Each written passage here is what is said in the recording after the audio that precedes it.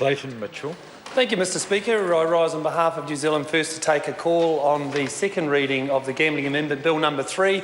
And it's a bill that I've been excited to stand up and speak to. In fact, the last time I stood up and spoke to this piece of legislation, Mr Ian Lees-Galloway got himself into such a state that at one stage I thought he was going to have a coronary. So before coming into the House today, Mr Ian Lees-Galloway, I've checked, we've actually got a defibrillator on standby. So in case you raise your temperature, we can actually resuscitate you. Mr Speaker, I would like to also say that we would like to be able to support this piece of legislation. We would like to be able to support this piece of legislation, and with a little bit of mild tweaking, to use Judith Collins' terminology, just a mild bit of tweaking, I think we could possibly get to a state where New Zealand First could get to a position where we do actually support this. There are a number of clauses in this new piece of amended legislation that does actually benefit the community and the overall need to return as much money as we possibly can to the people within our community that need it the most, which is a big topic of recent times.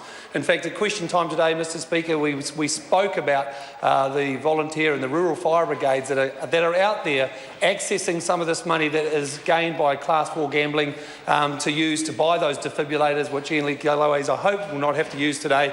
But that surf clubs that Mark Mitchell has spoken about, that use that to buy equipment that save lives, those community groups, the church groups, schools, just about every sector of our community receives a massive benefit from Class 4 gambling.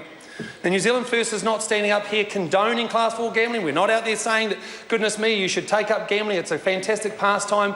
But certainly gambling has been around for hundreds and hundreds of years, and the vast majority, the absolute vast majority of New Zealanders are gambling responsibly. And so to talk about harm minimisation and some of the ideas that Denise Roche has put forward and some of the other parties have put forward about harm minimisation, which is, of course, is the buzzword. In fact, there's been a number of members in the House that have struggled with actually pronouncing the word harm minimisation, that are just very impractical. And they actually don't do anything towards assisting Class 4 gambling or the Gambling Amendment Bill by reducing harm. In actual fact, what you're looking at doing, if some of their ideas are implemented, is driving people out of their little wee rural spots, their urban sanctuaries, their home, their little wee local pub, the RSAs, and heading into the large casinos. Because none of this legislation captures anything to do with Sky City, the big corporations who are gaining the biggest benefit out of those small closures on those little wee townships, the hamlets around the country.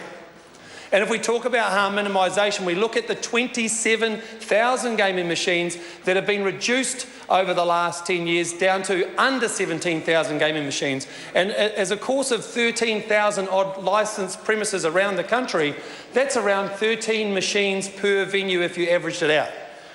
Mr Speaker, what we do support in this piece of legislation is the openness and the transparency. Because anything that, and of course, to reduce the bureaucracy. But some of this legislation that's been proposed now, although they have made, this government has made, and the Select Committee has made those steps towards making it more palatable. And like I say, we're getting close, New Zealand First, to be able to say, yes, that is a sensible, a common sense approach to gambling in this country. However, we will be putting some supplementary order papers in for the committee stage of this that we hope, if they're sensibly supported. We certainly have been out there speaking to the people. I know there was 126 people in that submitted on this bill, and it was moderately supported. However, there were some serious concerns. And I'll talk about those serious concerns because one of those concerns is around the provision, which is 181, excuse me, I've lost my spot here, the conflicts of interests. Now, the conflict of interest provision, which is around the key persons, really with the size of New Zealand, is going to restrict a lot of people in this country to, one, receive funding and support for their community organisations, and two, for the organisations themselves to be able to support the people that are providing this service to the community. So that issue is pertaining specifically, I'm just going to have to go to my notes to read this out.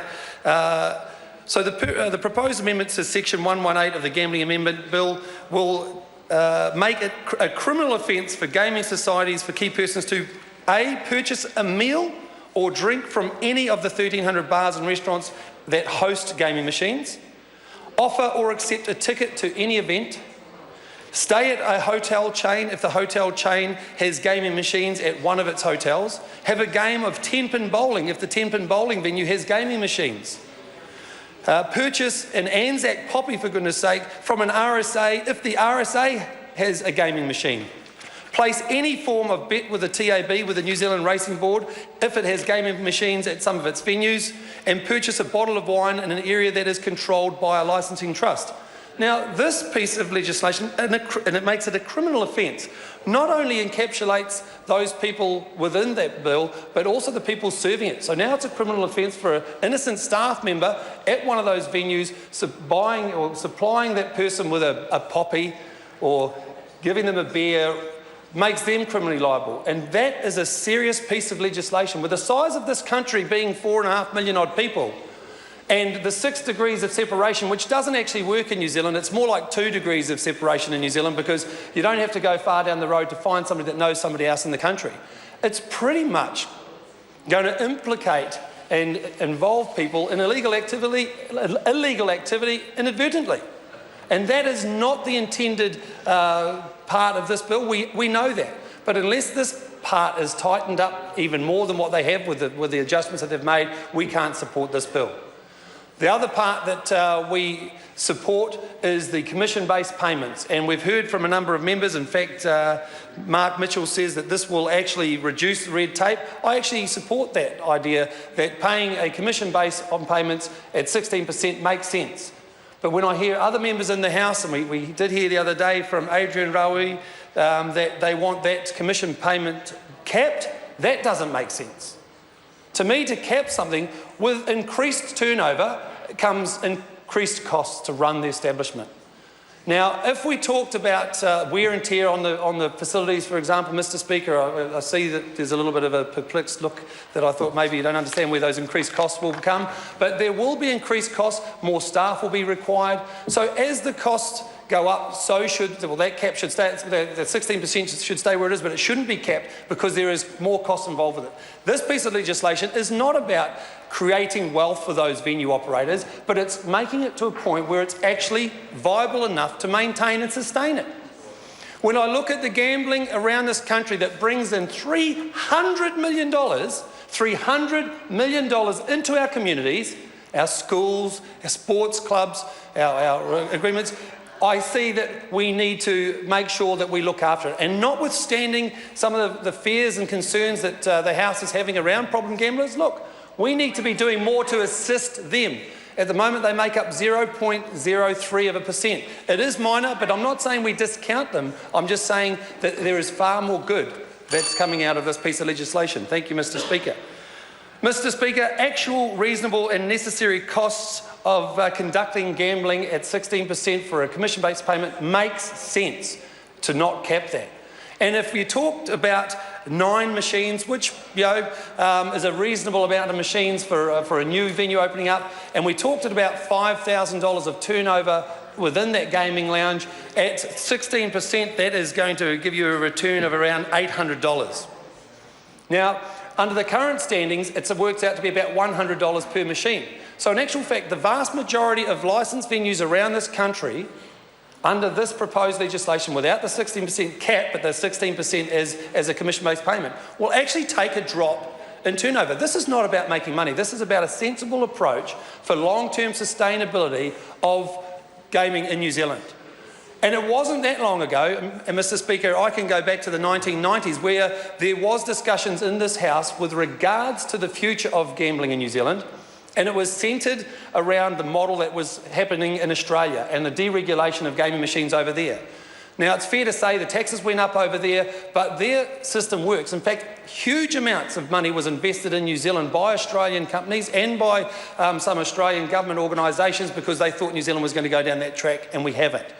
Now, I'm currently comfortable that what we're setting up in this country for gambling, providing we're being sensible about what we're doing, is actually going to look after the vast majority of the people that need the money the most, those people that are actually in those community groups and organisations. So, Mr. Speaker, we cannot support this current legislation where it sits on the table today.